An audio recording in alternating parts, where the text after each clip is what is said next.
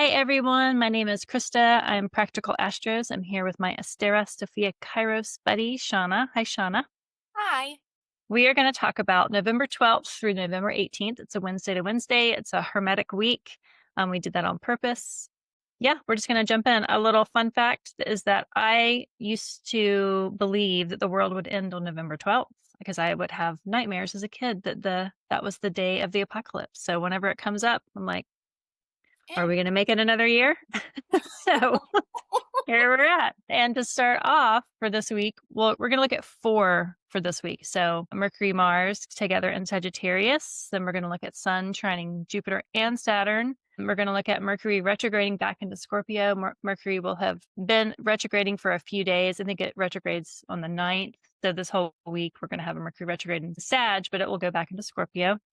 And then Mercury will oppose Uranus, who has retrograded back into Taurus. So that's what this week looks like. But to start us off, we're going to look at this chart. Shawna, take us away. Oh man, take us away, Mercury. Mercury, Mars, and Sag. I don't know about you, but I've been feeling it. Some tension, some overwhelming thoughts. Not loving it. Not loving it at all. Before we started recording, you were talking about dreaming, and agreed. The uptick in the dreaming is very, very real. I'm not going to share what mine have been about. Yeah. Um, we'll say this. You once referenced toilets being in your dream. We'll stop. Yeah. But for Mercury and Sagittarius, it's in October. I think I was talking about like F around and find out, Mm-hmm. or F around now because it's spicy and find out later. I feel like once we hit that Mercury retrograde, we're gonna hit the later, and it's gonna be a chance to rethink what was said and rethink how you treated people and or they treated you, and another opportunity to maybe set those better boundaries. But we'll get to Yeah. Saturn later. Yeah. Saturn will come up pretty soon. Yeah. So thinking styles, are you going to be more idealistic? Are you going to think bigger than you usually do? Communication, more honesty, maybe some more enthusiasm. I can't sit still. Like literally, I'm just nonstop Mm. fidgeting at the moment. So any of you with heavier Gemini placements might feel this because Gemini and Sag is in exile. Or Gemini and Sag. Yeah. Thought It they'd would be be. Masters, but Gemini's ruler is in exile in Sag. So I think there's that itchy, uncomfortable, and again, I cannot stop fidgeting. So Mm-hmm. yeah, thoughts? Yeah. I mean, so I think Mercury and Sagittarius is hilarious. Like Mercury and Jupiter's domicile is like kind of my favorite. Mercury in Pisces, Mercury in Sag. Now I don't carry that in my own nativity, so maybe I'm just speaking from the privilege of having a peregrine Mercury, but being witness to Mercury and Jupiter's temple of Sagittarius or Pisces is just really refreshing and joyful to watch. One, because Mercury is such a adaptable planet. Like they find their joy in the first house where they can kind of switch between the underworld and the overworld. They don't really have a gender. They're not kind of stuck in a binary. And so with Mercury given the freedom of being exiled, it's like, yes, it has to work harder. And I honestly think people that have Mercury in Sagittarius or Pisces can often have just like really difficult Mercury retrogrades because it's like the Mercury already works really, really hard on its own. But Mars here with it, it's like, is it going to just burn up like an already exhausted mercurial nature? Or is it going to empower and fuel those mercurial thoughts? And the retrograde action, Mercury is changing phase. So it's like the way that it expresses itself is going to change as it's becoming a morning star, right? I have to like think about it that way. And so is that Mars conjoining it when two planets conjoin, they merge, their significations merge. So like I could see it being, okay, you are in an argument and you were clearly wrong and you were so empowered by whatever that you have no idea that you're wrong, but you just like put all the money on the table and just like lose your head as far as the game goes because like you were just wrong. And I think that Mars there can just further the inaccurate argument. It can be really embarrassing, but it can be a really good lesson that you will never forget, It's Or yeah.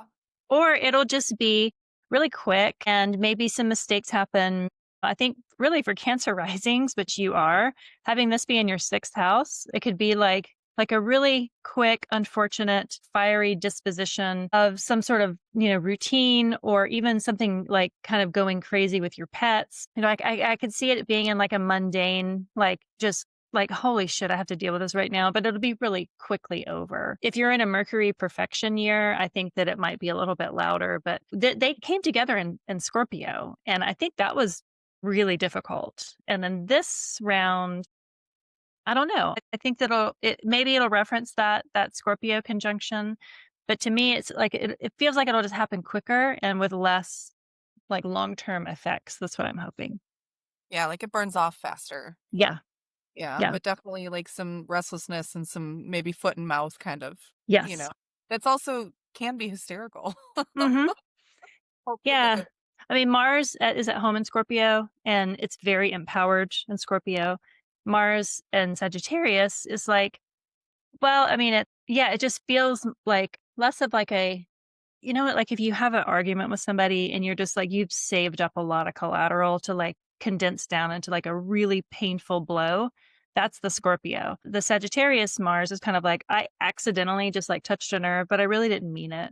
There wasn't a lot of resentment behind it. It was just kind of like unfortunate coincidence that I touched a nerve. And Yeah, that's why I feel like it can just be over fairly quickly because there's not a lot of motivation with Mars and Sagittarius like there is with Mars and Scorpio. right. I do So, think that could open up some doors to some curiosity though. mhm. If you hit a nerve, you can explore that, Yeah. and maybe that's how it references back to that Scorpio contact. Oh, yeah. Yeah. Yeah. Yeah, so this will happen. This will start us off on the week, and maybe we'll spend the rest of the week just like reconciling whatever mistakes that we clearly made after we finally realized we were wrong. But the next one is much more of a kind of has more of a serious tone. Like we don't really have any major stuff happening between this and Monday, the 17th. So maybe it'll go by fairly quickly and then it'll be fairly uneventful up until this, but we will be building toward this exact trine on Monday, on Moon Day, the 17th. So we have Jupiter, which is retrograde in Cancer, 25 degrees, 6 minutes. We have Saturn, which is retrograde in Pisces, 25 degrees, 15 minutes. And we have the Sun, which never retrogrades at 25 degrees, 6 minutes. So the Sun and Jupiter are exactly trine, and Saturn is there within 9 minutes. This is such a tight trine of water that we won't see for a very, very, very long time in water. Like the sun will trine Jupiter and Saturn, every year, but not together this closely. The next time it'll happen is when Jupiter is in Pisces with the sun in Pisces and Saturn will be in Cancer. But we're not going to have it this close for a very long time. So when it feels like this moment of, these timekeepers, this is the day sect team. This is Saturn, Jupiter, and the sun. And they all like the sun has a yearly orbit. It takes, a whole year for the sun to go through all the signs. That's what we base all of this astrology on. Jupiter, it takes 12 years, and Saturn, it takes about 28 years. So these are really long transits or orbiting times for all of these to kind of lock in such a really tight way, but they're in water. So it's like, what does that mean with the momentum of water being really locked in to these active, masculine, young, day sect sort of energetic planets? I feel like I can already feel it. Like the momentum and the flow and everything has really it's self-perpetuating. Is that a term? It's like, it feels like I'm already kind of feeling that momentum, and this will be the peak when they are as tight as they are ever going to get, which is tight enough, like within, a tenth of a degree. So, what are your thoughts on this? Yeah, it's like you can feel that. Is it the calm before the storm?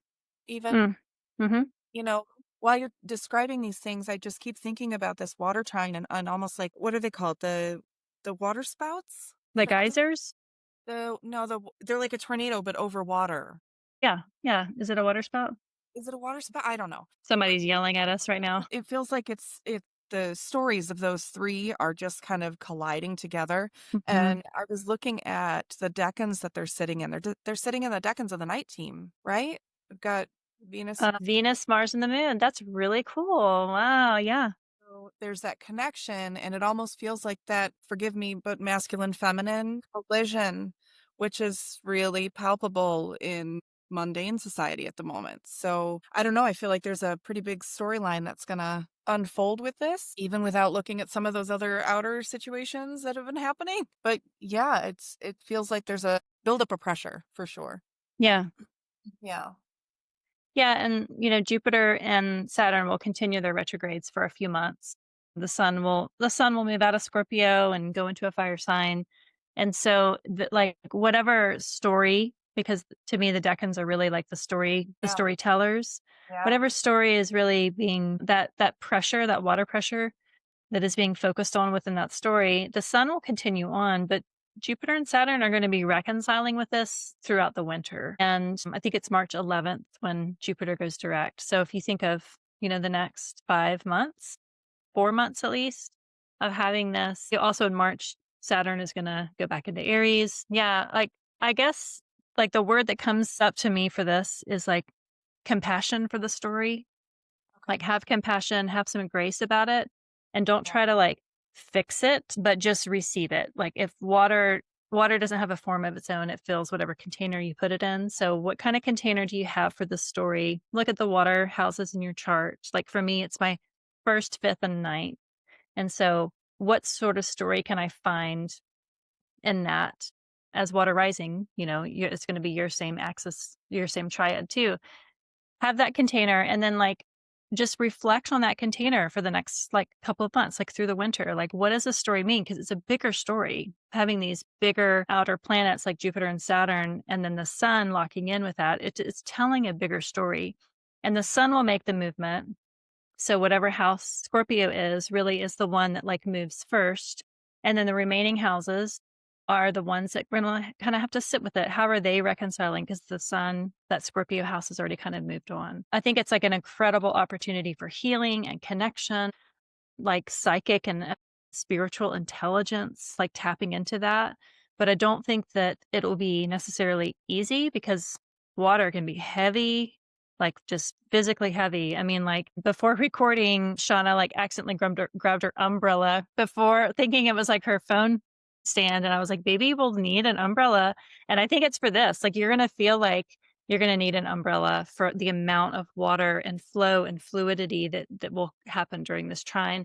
And the grace finds its place in not trying to figure it out this week because it's beyond this week. It's like it's a much larger story that I think is asking to be held. And so what does that look for you in your water triad, and how can you hold that story, reflect on it, and really tend to it for the next couple of months?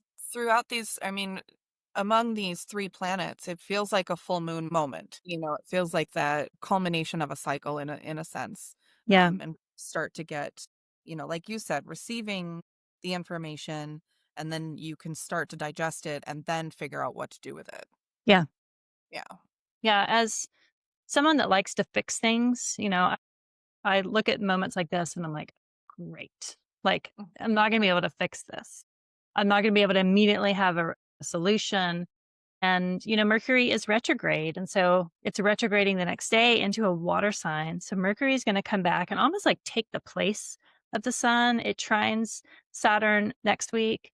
But it's Yeah. like maybe part of this retrograde story is like Mercury going in. And it's like, what does Mercury need to go back and reflect on and kind of hold that place that the sun is holding in this moment? And we can actually look at that chart. The next day, Mercury goes back into Scorpio. And the first thing that happens, though, before it can take the place where the sun is trining Jupiter and Saturn, is that it's opposing Uranus. So, like, the way I'm visualizing it is like Mercury kind of looks back at the Scorpio house and was like, oh, there's like some sort of kerfuffle, and opens the door to like come in and save, and it immediately is affronted by a totally different situation that Mhm. is going to require a different set of tools than maybe Mercury was planning on. I like Mercury opposite Uranus. I have this natally, and so it's like a buzzy, sort of intellectually stimulating, surprising lightning bolt activity. I like Mercury opposite Uranus way more than Mars opposite Uranus. So I'm looking forward to this because I always like this transit because I hold it than myself in my own nativity, and I kind of know how it feels because I have Uranus in the first house, and so I kind of embody this transit so much. But it is not for the faint of heart. And in Scorpio, it's like digging super deeply. It's like using almost like how fracking like just electrifies and pierces so deeply with the force of water, and how it can just crack open and cause so much damage to that earthy Taurus. It's like not a sustainable way to have enlightened moments. Like meditation is way preferred than like trying to deal with this, but that's incredibly disruptive, but it can be really wonderful for breakthroughs.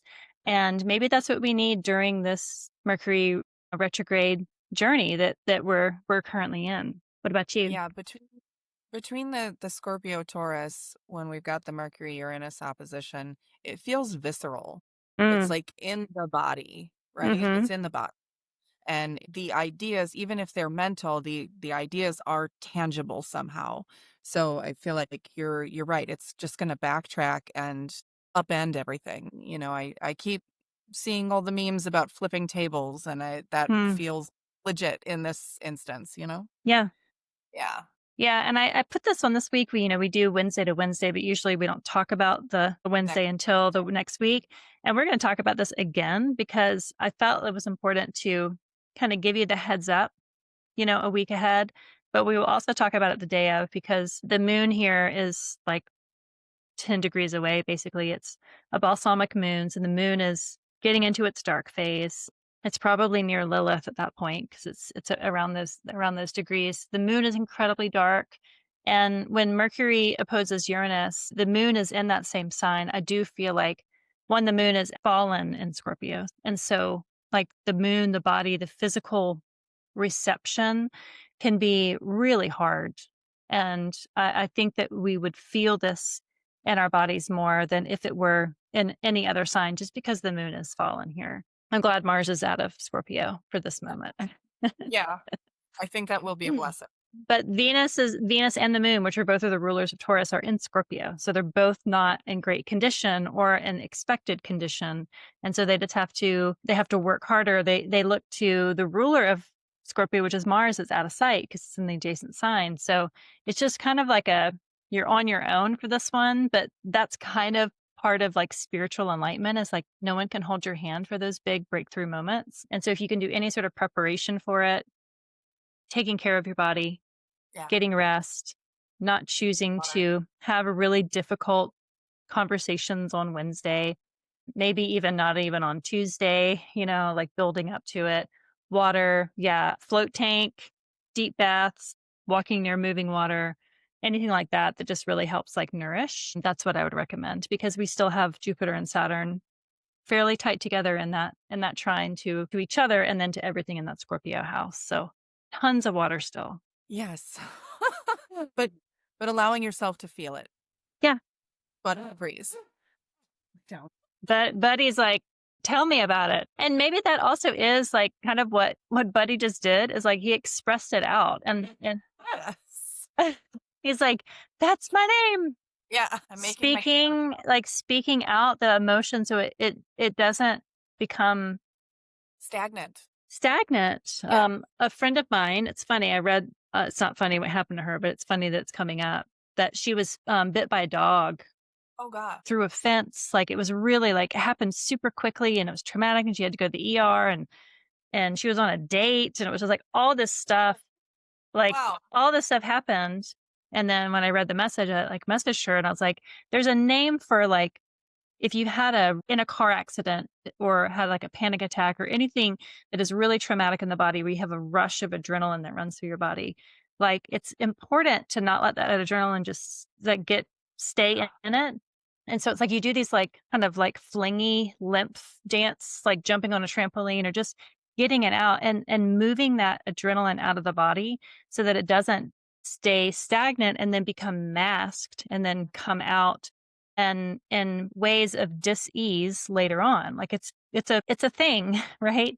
And this is kind of like this moment that reminds me of that, is express out dissatisfaction, express out any sort of revelation or beauty or whatever that Uranus Mercury thing that disrupts, but especially to not store it in the body. If you're feeling pent up, just go primal scream somewhere, just express it out move it through, have the body be the channel for moving it through in a safe way so that you can, even just putting headphones on and putting on your favorite dance music and just dancing it out. Like that's a way to like channel through whatever is being pent up and also channel in those breakthrough moments because it's such a great opportunity with Uranus and Mercury here in opposition to each other. I think it's like a really great time for some sort of moving active meditation that is really body focused. Yeah, absolutely. I mean, whatever you need to do. I mean, if you're physically limited, I picked up my pencil and pad and I'm like, scribble, scribble. You know Mhm. what I mean? Even if it's not coherent words, just whatever you can do to get that flowing and get that frustration, if it is frustration, whatever the Yeah, emotion is, to get it out, express it. as Madonna sings. All right, well then that ends our Wednesday week, but we will begin it again with this exact same transit because I do feel like it is something that will be loud. It's a biggie. I mean, the famous story about Uranus is like the guy that was like tracking Uranus and like, what does it mean? And it was like it aligned with something in his natal chart. He didn't want to go to town. He wanted to stay at home. But what happened is that lightning struck his home and it burned his house down. It's like that's like the Uranus thing. It's like it comes out of nowhere.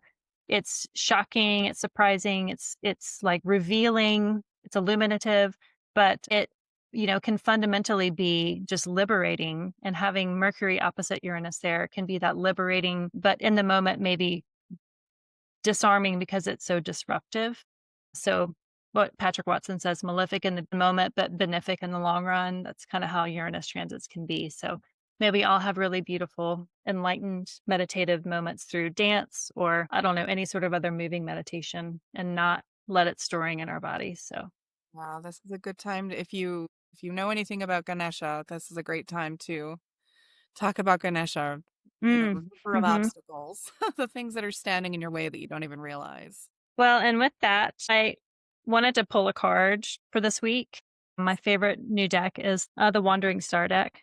And so before the reading, I pulled the Five of Wands, which is very Marsy. It's Yes. like Mars upon Mars upon Mars.